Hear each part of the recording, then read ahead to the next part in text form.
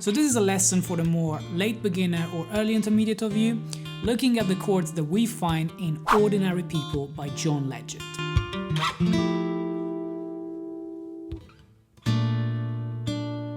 Now, as you guys know, this song is played on the piano, so the goal of this lesson will be arranging it on acoustic guitar, having a look at a few options that we have available for chord voicings and more importantly for embellishments. So we'll cover the timing, the finger picking pattern, and also how you can play a few embellishments to spice it up. Without further ado, let's get into the chords first. For this song, we need 3 major 7 chords. A B flat major 7, which you can play like this or with this fingering, depending on whether you prefer to keep the thumb here.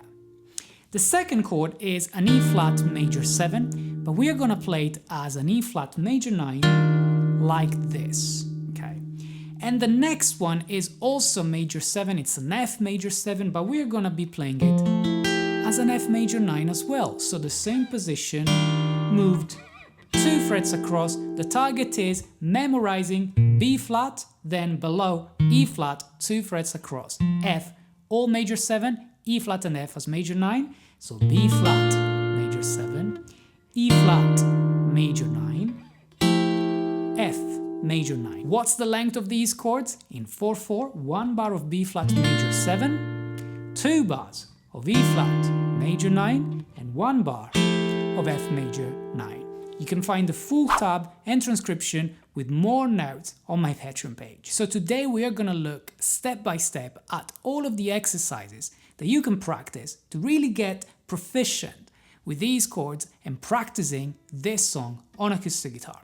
Step number 1 is going to be just practicing 1 pluck per chord, counting 1, 2, 3, 4, 1, 2, 3, 4, 1, 2, 3, 4, 1, 2, 3, 4, 1, 2, 3, 4, repeat, okay? This means that with the right hand, we are plucking 4 strings for the B flat major 7, 6th, 4th, 3rd, and 2nd, for the E flat major 9 and F major 9, 5th, 4th, 3rd, and 2nd. We pluck it all at once, and we play it on the beat 1, counting 1, 2, 3, and 4. This is a fantastic exercise for the coordination between right hand and left hand, because the left hand has to really practice hard these grips, particularly if you're not familiar with the major 9, which involves these 4 fingers. It will still require you to learn the muscle memory first and practice the exercise, counting 1, 2, 3, and 4. Once you're familiar with this, you can stay on the same exercise, but already introduce the first embellishment, which only applies to the E flat major 9 and F major 9, so it doesn't apply to the first chord, and it's going to be a slide, a semitone slide, where you slide the whole chord from the previous fret to the actual position. So instead of starting on fret 6 with the root, you start on fret 5 and you slide into your E flat major 9. Same for the F, starting from fret 7 to 8, getting this. Now, these embellishments won't be played every single time you go through the chord progression, but knowing them means that you can actually choose, and when you follow along the song or when you play it with a singer, you can create different dynamics by choosing which embellishment to use.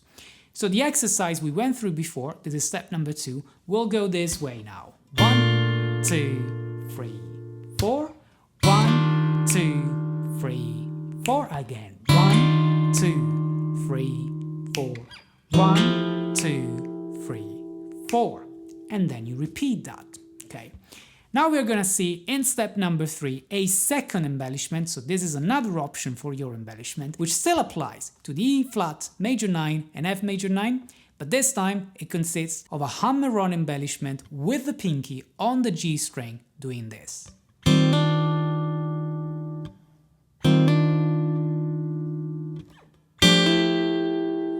So all I'm doing, instead of positioning my 4 fingers, 1 per string like we were doing before, I'm now focusing on my first finger as a small bar which goes across the D and the G strings, so the 2 central strings, barring them and making sure I can hear these two sounds. The rest of the chord is the same, but the pinky gets delayed so that it creates a hammer-on between the 6th and the 9th of the chord. So when you start without the pinky, you're actually playing an E flat 6-9, very much Brazilian flavor and bossa nova.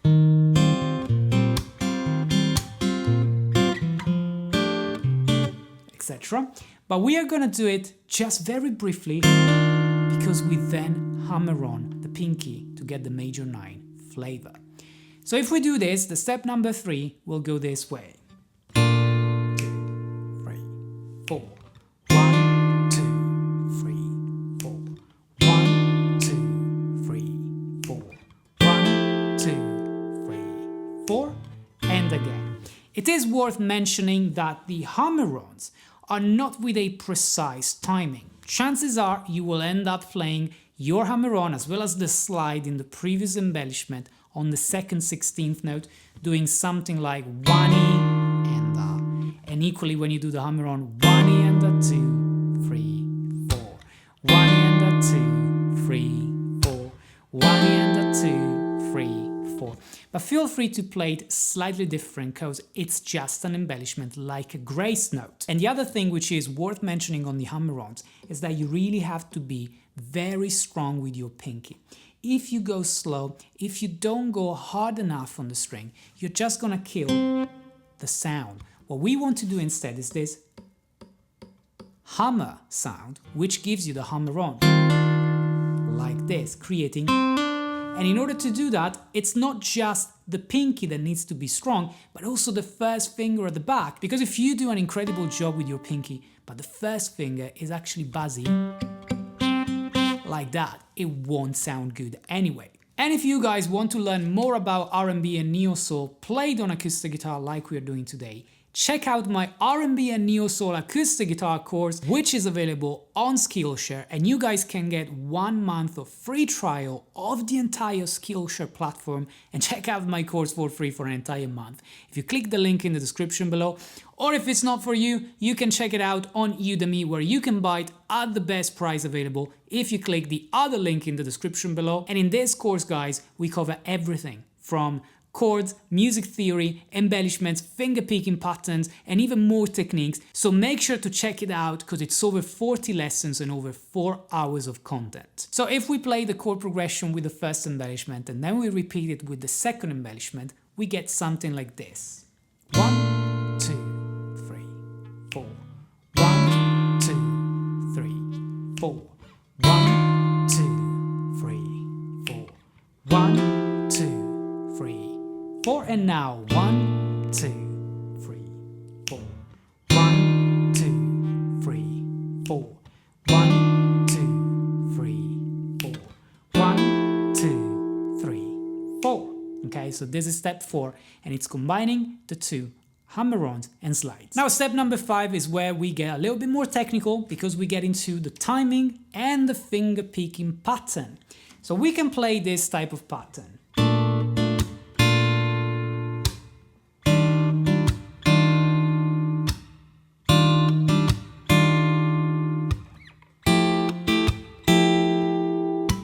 So this pattern goes this way. Pluck on 1, another pluck without the root, so only 3 notes on the A number 1, so the 4th 16th note, before a percussion on 2, like this. 1E and A2. On the offbeat number 2, so 2 and, you play the full chord again with 4 fingers. 1E and A2 and 3 will be empty. Beat number 4, another percussion. All together, 1E and A2 and 3, 4. Apply to the next 2 chords, 1E and A2 and 3, 4 again. 1E and A2 and 3, 4. 1E and A2 and 3, 4. Make sure you count 1E and A and not 1 and, because it doesn't sound as groovy as the first option. So if we apply now this pattern to the whole chord progression, we get this. 1E and A2 and 3, 4.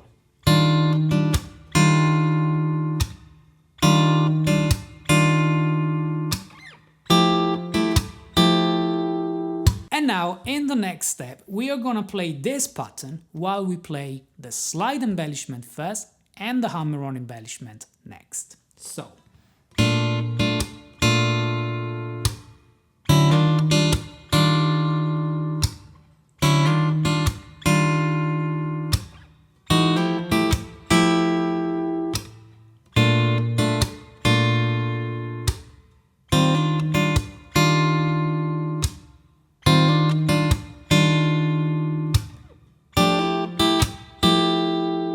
Again, remember guys that the full tab will be available on my Patreon page at the link in the description below. Now, when we play this arrangement, we need to make sure that we are free to choose which embellishment to use, depending on the vibe, depending on which part of the song we are playing. Sometimes we will simply have to play a slow strum or pluck, I should say, for the chords when the dynamic goes down.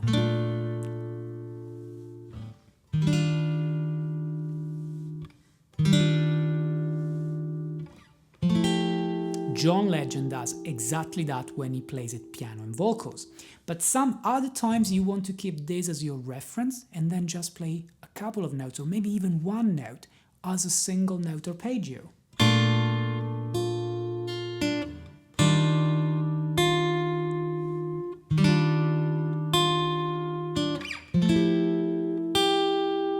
Feel free to experiment with that when the dynamics are low.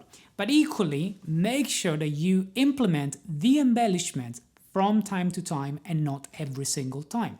So one more step which shows you how you can play all this combined in a more creative way, which is going to be different every single time, could go like this.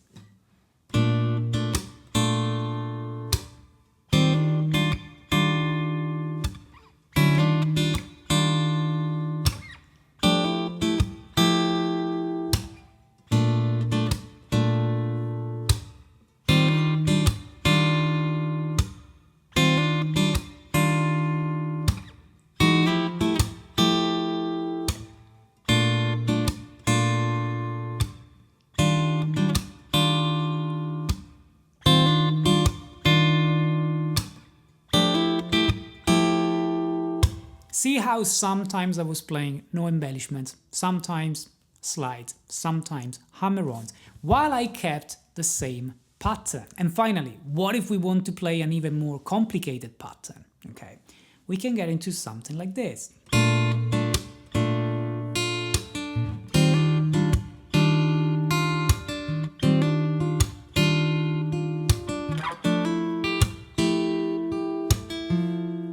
So what am I doing? The first part is the same, 1 E and a 2 and, then 3 and. The offbeat number 3 will be one more note on the B string only, with the ring finger. Percussion on 4, like before, but then I play 2 more notes, the second and third 16th note, with the index first, and then with my thumb, nice and slow.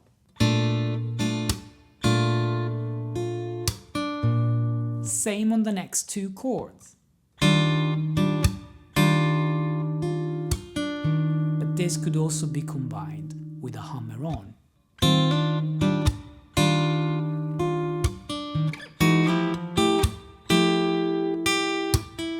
Or with a slide. So altogether, another creative way implementing this new rhythm could be.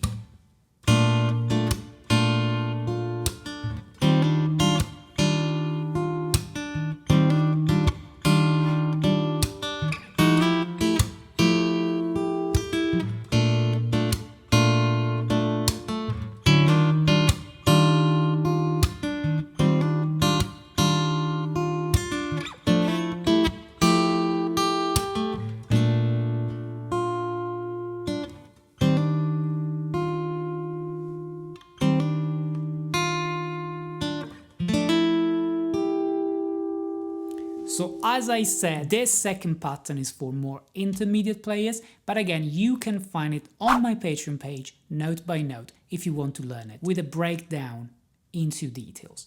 Now, that being said, guys, we haven't talked about the music theory of this chord progression. And if you are a long-time viewer of the channel, you know that I always like to explain the music theory.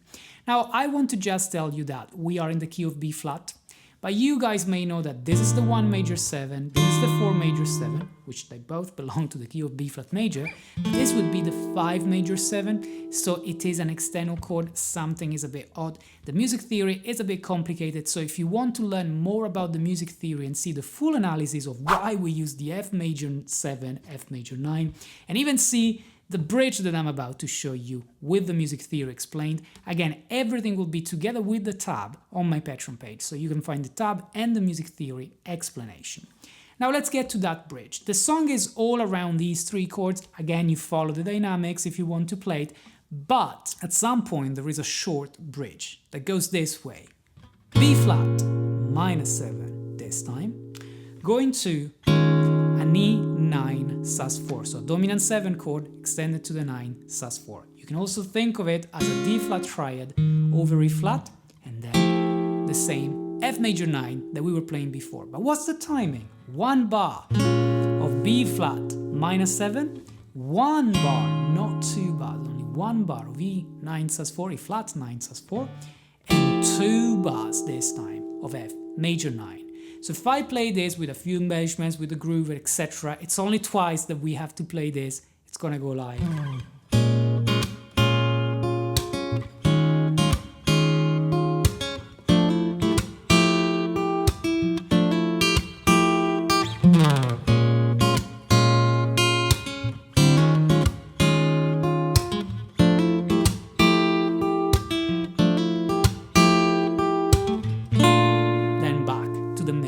chord progression.